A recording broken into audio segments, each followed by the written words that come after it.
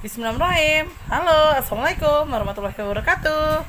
Ketemu lagi sama aku Pitarot. Biasa, dipilih kartumu. Pastikan aku kadang suka bingung kalau mau grand opening itu. Pembuka ucapan pertamanya kadang agak deg-degan ya. Berarti belum cocok aku jadi MC. Tapi nggak apa-apa, aku lebih cocok jadi tarot reader. Oke teman-teman, apa kabar? Semoga selalu sehat walafiat. Semoga selalu dalam lindungan Allah Subhanahu wa taala dimanapun kalian berada. Amin ya robbal alamin. Hari ini aku mau bacain tentang apakah maksud dia mendekatiku lagi. Bisa ini tentang mantan, bisa ini tentang misalnya seseorang yang pernah kamu tolak, siapapun deh orangnya yang sekarang lagi dekat dengan kamu itu pun bisa. Tujuannya dia ngedeketin kamu tuh apa. Nah, jadi teman-teman boleh kok membayangkan seseorang tersebut, membayangkan dia ada apa sih dengan dia gitu kan, kok sampai dia mau ngedeketin kamu lagi. Nah, jadi di cuap-cuap hari ini aku akan mau bacain temanya sekali lagi, apakah maksud dia mendekati aku atau mendekatimu. Nah, tapi satu hal teman-teman boleh membayangkan seseorang yang sekarang ini dekat dengan teman-teman, oke? Tapi sebelum aku kocok kartu aku dan aku tebar seperti biasa, jangan lupa like, comment, subscribe, terus nyalain loncengnya. Teng teng teng teng teng teng. Oke, aku nggak mau panjang-panjang cuap-cuap aku. Aku akan kocok kartu aku. Tapi aku tidak perlu berhitung. Udah bismillah aja, oke? Nah, aku tebar. Bismillahirrahmanirrahim. Aku mulai pilih mulai dari nomor 1 ya. Ini nomor 1.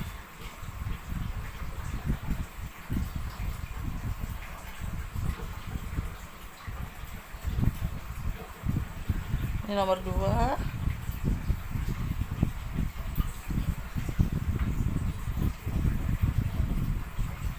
Ini nomor 3.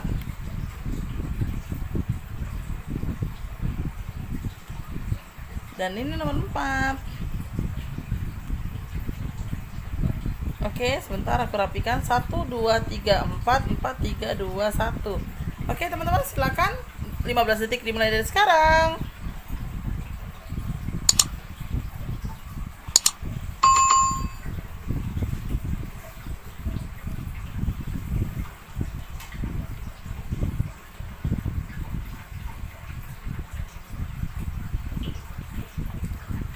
Oke, baiklah, sudah.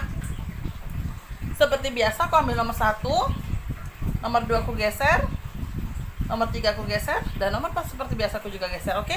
Aku akan bacain nomor 1, apakah maksud dia mendekati kamu lagi, oke? Wow, ini langsung enak banget. Tapi nomor 1, dia jatuh cinta pada pandangan pertama. Dia mau melakukan sebuah pendekatan atau istilah kasarnya PDKT. Nah, dan endingnya adalah dia niat untuk baik, dia niat untuk serius, dalam arti dia niat untuk menjalani hubungan sama kamu.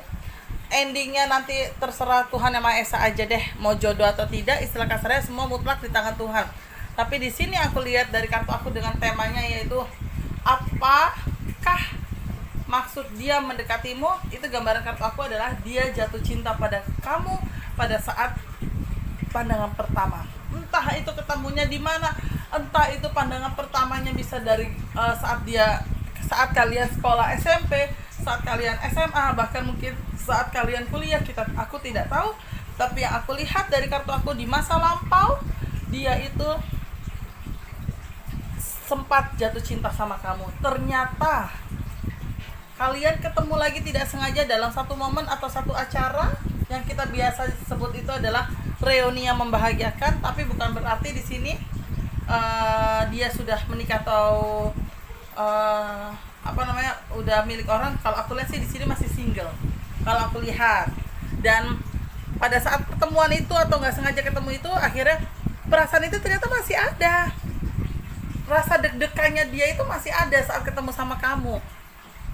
Akhirnya dia minta nomor telepon kamu, gayung bersambut, kamu juga memberikan nomor telepon, yang pada akhirnya dia mencoba menghubungi kamu. Nah, dari situlah pendekatan dimulai. Dari pendekatan tersebut dimulai, ternyata perlu waktu kurang lebih 6 bulan untuk penjajakan sama kamu, untuk mendekati kamu, yang pada akhirnya yang pada akhirnya ada gambaran cinta buta kalian menjalani komitmen itu. Walaupun memang aku lihat di sini masih sebatas menjalani hubungan dulu, tapi paling tidak di sini gayung bersambut. Gayung bersambutnya apa? Karena perasaannya dia itu akhirnya terbalaskan. Kalau aku flashback dari kartu masa lampau ini, sepertinya perasaannya dia sudah dia pendam cukup lama. Tapi gini, bukan berarti sebelum dia ketemu kamu lagi dia menjalani hubungan dengan seseorang itu dia tidak cinta atau tidak jatuh cinta dengan seseorang, itu bukan berarti seperti itu ya. Tapi satu dua hal ternyata memang ada faktor juga ya, dia nggak cocok, suka ribut gitu, yang pada akhirnya mungkin nggak sengaja ketemu kamu atau berkenalan sama kamu lewat DM Instagram gitu kan, atau nggak sengaja juga istilahnya lewat hal lain gitu. Karena tiba-tiba pendekatan itu dimulai, perasaan itu dimulai lagi, dia memberanikan diri untuk minta kontak person kamu supaya komunikasi lebih lancar, mungkin by web WhatsApp atau Telegram, yang pada akhirnya janjian ketemu, menjalani pendekatan, ternyata butuh waktu kurang lebih 6 bulan untuk mendapatkan kamu. Pada akhirnya ada komitmen untuk kedepannya. Wah, ini seneng sih ngelihatnya. Jadi istilah kasarnya cintanya dia berbalas saat dia sudah menyimpan perasaan itu jauh-jauh hari, bahkan mungkin bertahun-tahun yang lalu. Aku lihatnya seperti itu. Karena memang di sini posisinya bisa jadi dia hanya melihat kamu dari sosial media saja. Bisa jadi ini teman masa lalu kamu, bisa teman SD, SMP, SMA, kuliah. Kalau sekarang kalian masih yang mendengarkan vlog aku ini masih usianya sekitaran SMA, bisa aja teman SD, SMP, atau bisa aja temennya teman dari sekolah lain. Kalau kamu masih kuliah, bisa aja teman SD, SMP, SMA, atau kampus lain, atau temannya teman. Kalau sudah kerja, pasti linknya akan lebih luas, dari teman ke teman, dari saudara ke saudara. Nah, seperti itu. Jadi orang itu, si sosok dia itu melihat kamu itu pada saat lalu itu anjir, gue jatuh cinta sama cewek ini, tapi gue nggak tahu dia siapa. Yang gue tahu dia ini kelas 3B, misalnya kayak gitu. Ya udah kelar nih, udah kelar, udah kagak pernah ketemu. Udah nggak pernah ketemu, yang pada akhirnya ketemu lagi nggak sengaja. Dari pertemuan nggak sengaja itu dia memberanikan diri untuk minta nomor telepon kamu, yang pada akhirnya minta telepon kamu. Di sini kelihatan sekali dia kayak apa ya, mau penjajakan, mau PDKT sama kamu. Gayung bersambut, perjalanannya enak. Enak tuh jangan diartikan apa ya, maksudnya perjalanan tuh nyaman, satu sama lain saling mengisi. Ternyata satu sama lain juga posisi masih sendiri gitu kan, yang pada akhirnya ada gambar cinta buta, kalian menjalani komitmen.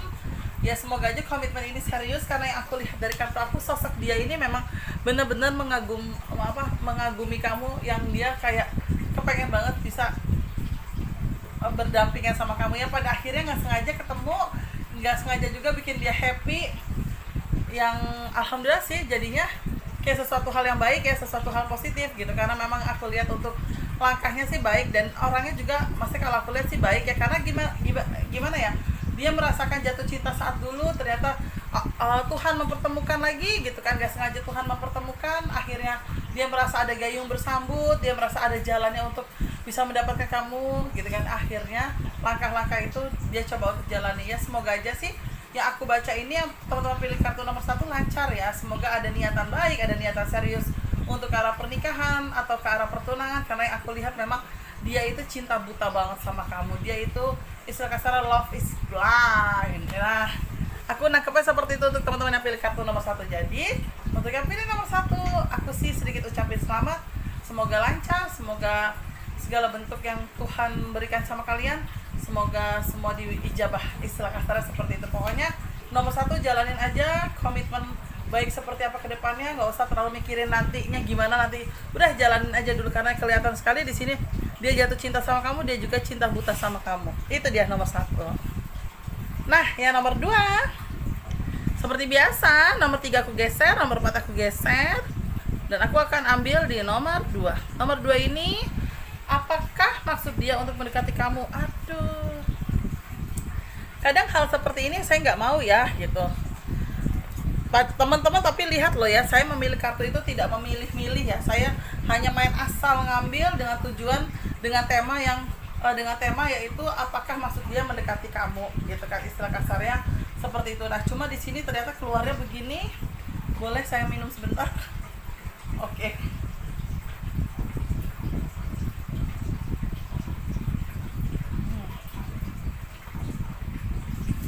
Baiklah, aku akan sedikit menjelaskan.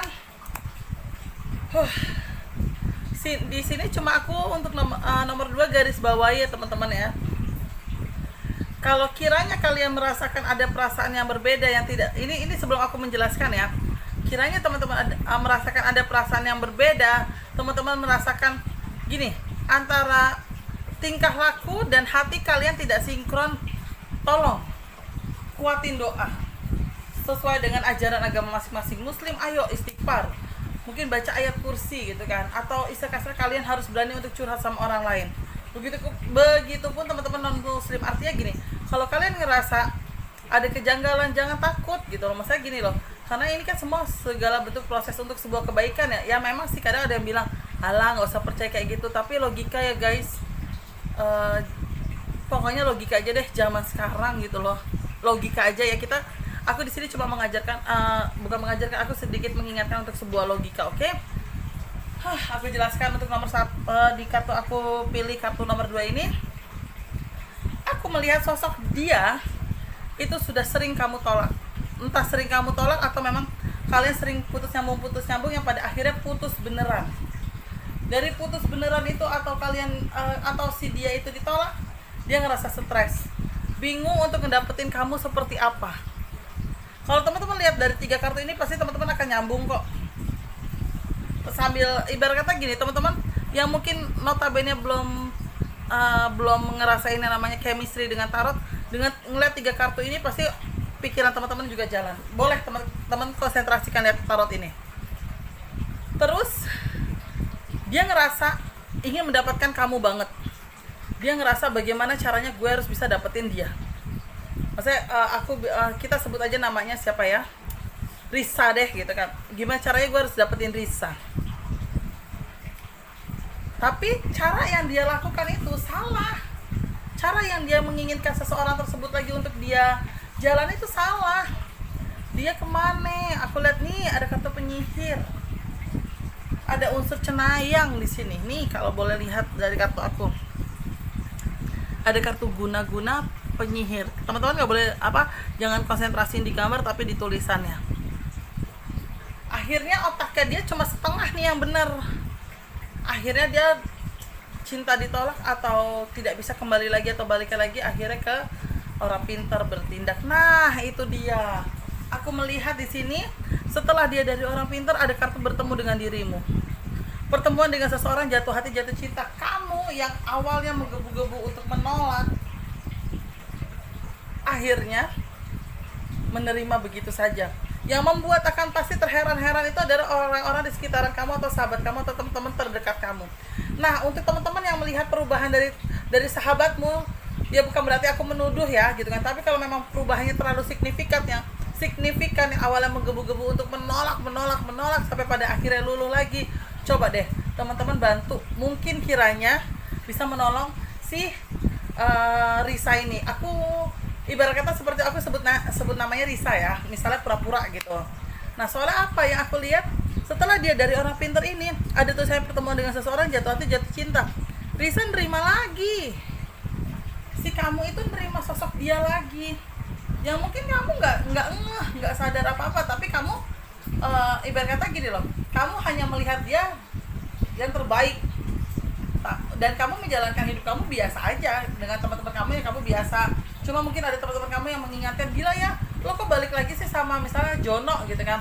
Kalau balik lagi sih sama Jono, bukannya kemarin lo tolak mentah-mentah.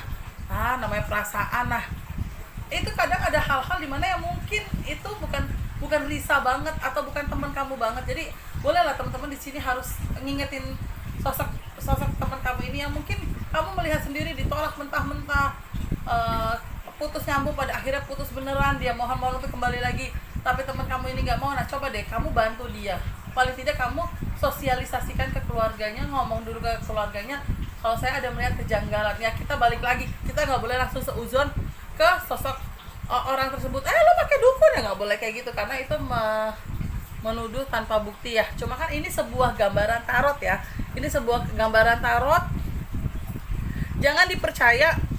Boleh dipercaya bukan untuk sebuah kemusyrikan, tapi maksudnya dipercaya untuk antisipasi. Pokoknya gini, hasil tarot baik, kalian jadikan doa terbaik. hasil taruh tidak baik, antisipasinya. Udah itu aja. Jadi di sini untuk teman-teman yang pilih kartu nomor 2, aku melihat ada sedikit kejanggalan. Belum takutnya perasaan kamu yang menggebu-gebu sama dia, takutnya itu ada something yang tidak normal. Nah, dalam tidak normal itulah kalian harus kuatin doa, minta sama Allah Subhanahu wa taala untuk segala bentuk ketenangan diri, hilangkan dari sihir-sihir orang yang punya niat tidak baik gitu kan, hilangkan dari hal-hal tersebut. Jadi di sini untuk yang pilih kartu nomor 2, aku sedikit bacanya kamu mencintai dia itu tidak normal. Karena aku lihat ada unsur magic dari sosok dia yang membutakan mata kamu, dan kamu hanya melihat sebuah kebaikan tentang dia, tapi kamu tidak melihat sebuah kejanggalan tentang dia. Jadi kuatin doa, siapapun kamu, siapapun yang pilih kartu nomor 2, kuatin doa, oke? Bukan menjadikan ini sesuatu hal yang gimana-gimana, tapi buat antisipasi kalian semua, oke? Itu dia nomor 2. Jadi maksud dia mendekati kamu, obsesi, minta kembali lagi, dan akhirnya ada sesuatu hal negatif yang bertindak. Itu aku lihat dari kartu aku nomor 2. Untuk nomor 3, ini nomor 3 ya. Ini nomor 4 aku geser. Nomor 3, ilmu baru, perjalanan, oke. Maksud dia mendekati kamu lagi itu, kalau aku lihat dari kartu aku masih rasa penasaran. Tapi di sini kalau ini aku lihatnya normal. Nomor 3 ini adalah dia penasaran nih sama kamu. Kok gue masih penasaran ya sama Empit ya, kenapa ya gitu kan, gue pengen deh coba deketin dia lagi, coba gue jalanin lagi. Ternyata pada saat kamu mencoba mendekati si Empit lagi, ternyata gayung bersambut nih sama Empit, gayung bersambut. Udah gitu di dalam gayung bersambut itu ternyata kamu, si dia ini akhirnya merasakan gini, kok gue dengan minta kembali lagi, kok gue nggak ngerasain chemistry ya pada akhirnya.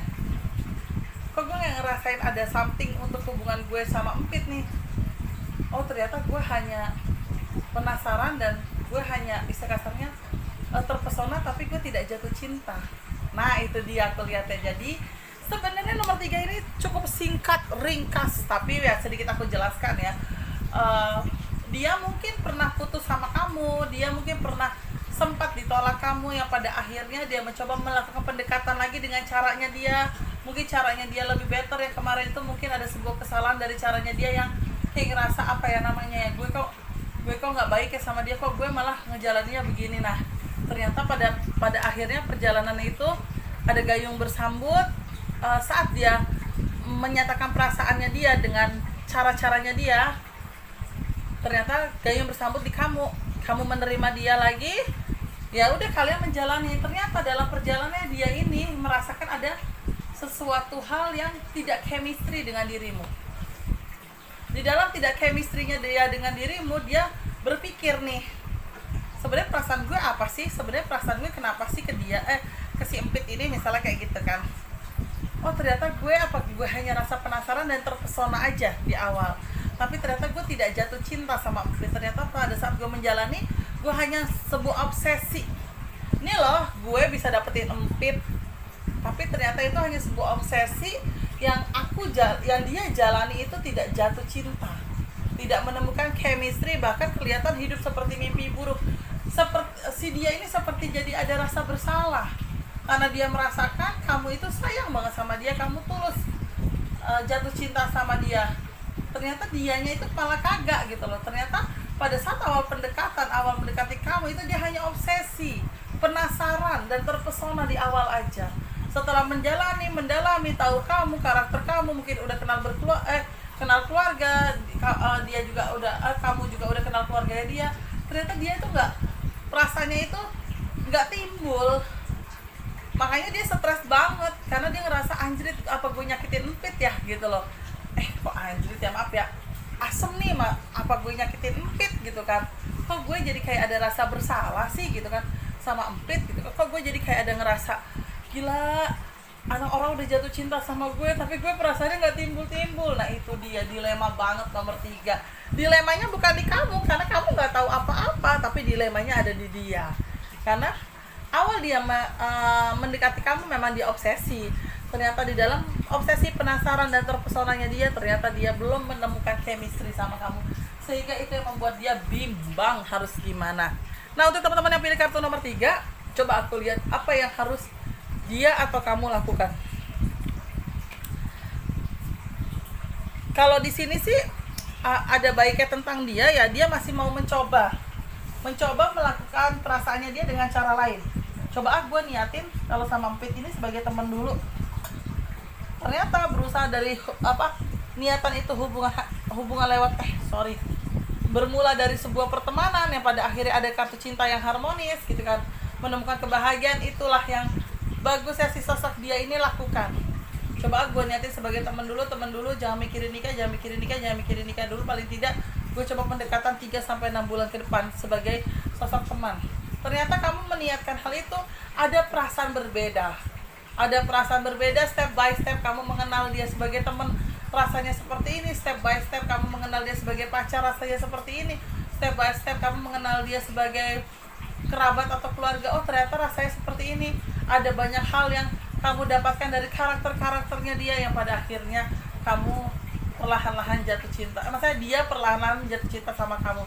Dan aku lihatnya juga sosok dia ini pada akhirnya membuka hatinya dia untuk meniatkan serius. Walaupun awal mulanya 6 bulan pertama itu dia hancur, dia bingung karena dia ngerasain perasaannya dia itu tidak ada sama kamu.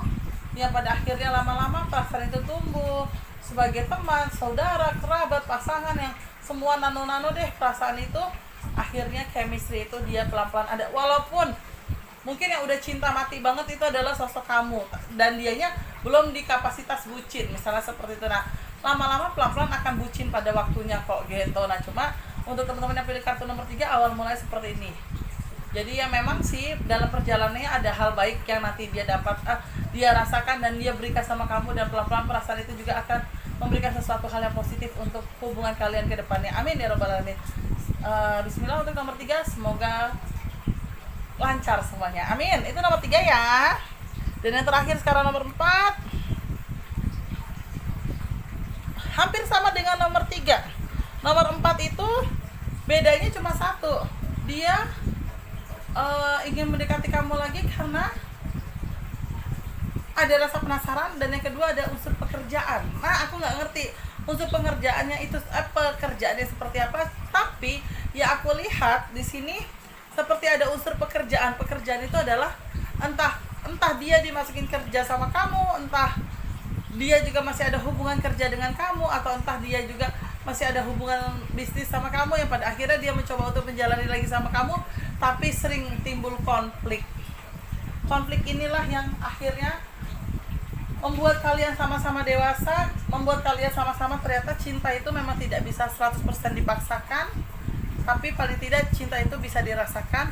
Dan disinilah aku lihat dari kartu aku yang teman-teman pilih nomor 4, pada akhirnya kenapa dia mendekati kamu lagi, karena dia masih penasaran dan ada unsur pekerjaan juga di dalamnya. Akhirnya karena dia niatannya unsur pekerjaan, chemistry yang didapatkan di dalam hubungan itu tidak terlalu kental, sehingga membuat kalian sering ribut, sering timbul konflik. Di dalam ribut atau timbul konflik itulah yang pada akhirnya kalian berpikir, oh ada 1-2 hal yang saya memang tidak bisa menjalani dengan dia. Begitupun kamu juga berpikir, begitupun dia juga berpikir saya tidak bisa menjalani dengan si Empit, misalnya seperti itu. Jadi ya pada akhirnya aku lihat dari kartu aku, dari konflik ini, perbedaan pendapat ini membuat kalian sama-sama dewasa. Ternyata ada 1-2 hal obsesi juga yang sama-sama kalian rasakan. Mungkin si dia obsesi karena masalah pekerjaan, si kamu juga gak enak kalau untuk memutuskan hubungan pekerjaan. Nah itu dia. Jadi sebenarnya nomor 4 cukup ringkas, karena pada akhirnya aku lihat dari kartu aku kalian memilih untuk berpisah, dan dari perpisahan itu kalian juga memutuskan untuk berpisah bisnis, atau istilah kasarnya pergi baik-baik. Jadi pada akhirnya enak gitu loh, pada akhirnya enak. Kamu ataupun dia tidak ada beban satu sama lain untuk masalah keuangan, terutama keuangan ataupun pekerjaan ataupun usaha atau bisnis ini, yang pada akhirnya kalian putuskan baik-baik. Kalaupun memang misalnya ada kesepakatan bisnis ini buat dia gitu kan, ya dia harus bayar royalti ke kamu dengan komitmen kalian, dan dia juga harus bayar modal yang pernah, ya itu hitungannya harus jelas. Nah alhamdulillah mungkin itu hitungan jelas ya, pada akhirnya semua bisa berjalan sendiri-sendiri. Kemungkinan nantinya kamu bikin usaha sendiri, dianya mengembangkan usaha yang pernah kalian dirikan, tapi dengan sekarang dia sudah beli saham semuanya, istilahnya kayak gitu.